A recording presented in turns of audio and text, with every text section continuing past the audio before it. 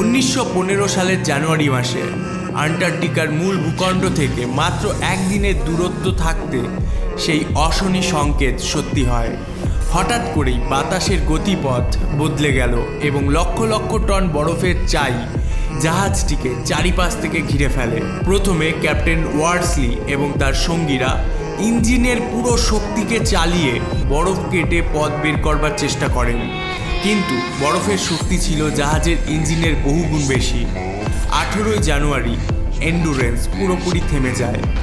এক বিশাল সাদা প্রান্তরের মাঝে সে হয়ে গিয়েছিল এক অসহায় বন্দী।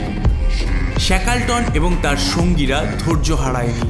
তারা ভেবেছিলেন বসন্তকালে বরফ গলে গেলে তারা আবার মুক্ত হবে। শুরু হয় এক দীর্ঘ প্রতীক্ষা। 8 মাস ব্যাপী বন্দিদশায় শ্যাকলটন তার নেতৃত্বের অসাধারণ পরিচয় দেয়। তিনি জানতেন অলস মস্তিষ্ক শয়তানের কারখানা, তাই তিনি প্রত্যেককে কঠোর রুটিনের মধ্যে রাখতেন।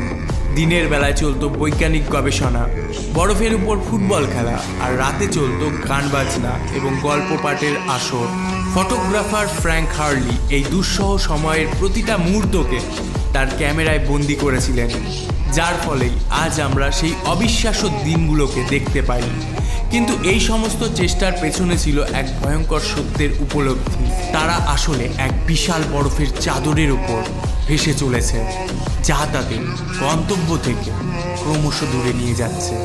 অক্টোবর মাস আসতেই প্রকৃতির আসল রূপ প্রকাশ পেল। বরফের চাপ এত প্রচণ্ড হয়ে উঠল যে এন্ডুরেন্সের শক্তিশালী কাঠামো হার মেনে নেয়।